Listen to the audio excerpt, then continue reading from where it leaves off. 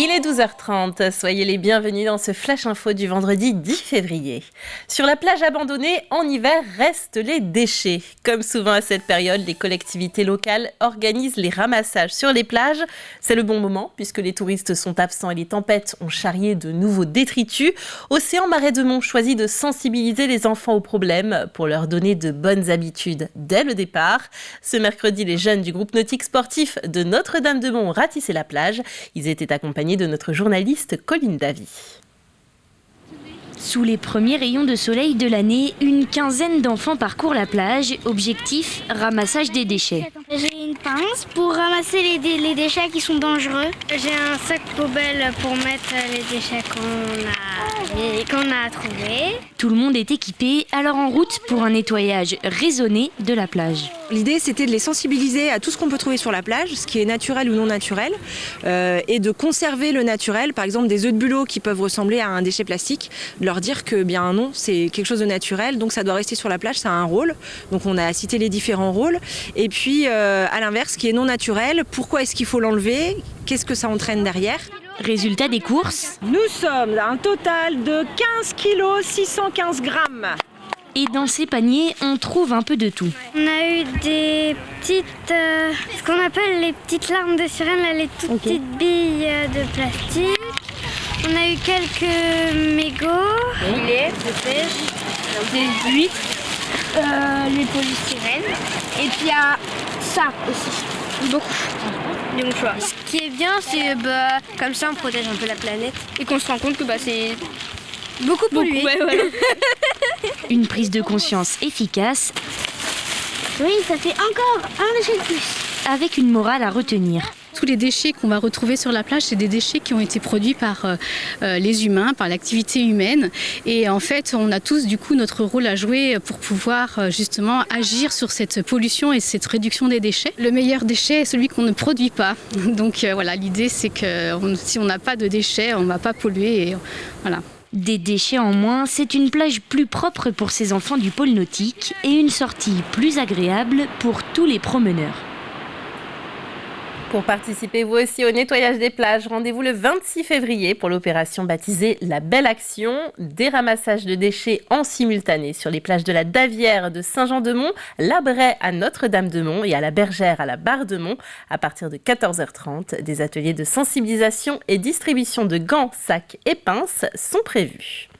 Prendre soin des aidants, l'accompagnant quotidien d'un proche atteint de maladie ou de handicap. C'est le rôle de la nouvelle plateforme vendéenne CapRépi, lancée le 24 octobre 2022. Elle recueille les besoins et coordonne différents partenaires pour proposer des solutions adaptées. Cela peut être un service d'accompagnement à domicile, un accueil temporaire dans une structure ou encore des vacances adaptées. C'est souvent un parent, c'est souvent un conjoint, c'est souvent... alors oui, c'est le cas. Par contre, c'est aussi une aide quotidienne avec un impact sur la vie quotidienne. Et souvent, les aidants ont tendance à s'oublier, ont tendance à ne pas s'occuper d'eux sur l'aspect santé, sur l'aspect loisir, sur l'aspect social. Donc ils coupent les liens sociaux, ils s'isolent aussi. Alors c'est pas le cas pour tout le monde, mais ça peut être un peu des signes.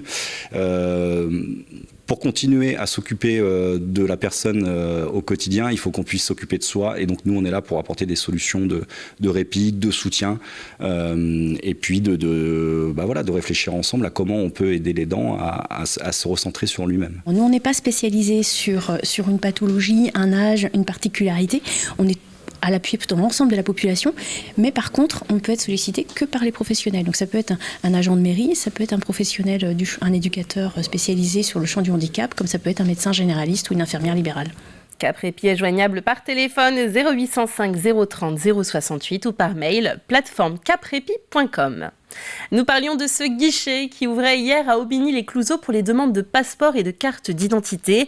La plateforme de prise de rendez-vous en ligne qui ouvrait à 9h a été littéralement prise d'assaut.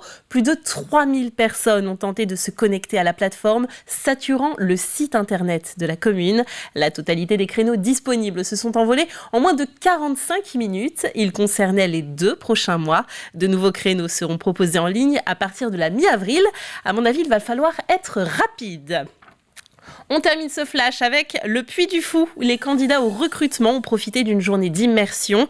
Pour eux, pas d'entretien d'embauche stressant avec un DRH, mais un jeu de pistes en compagnie des autres candidats pour rencontrer des responsables et écouter des témoignages. Un mode de recrutement original que nous détaille Agathe Poulet. Combien de kilos de linge ont été traités en 2022 ? Durant ce jeu de pistes, l'objectif n'est pas de retrouver un trésor, mais bien un poste pour la nouvelle saison du Puy du Fou. Pendant 2 heures, ces candidats vont se déplacer dans tout le domaine pour découvrir les différents métiers du parc. Un recrutement original et ludique, apprécié par ces demandeurs d'emploi. Je trouve que c'est quelque chose de plus léger, donc qui permet peut-être de plus s'exprimer librement et d'être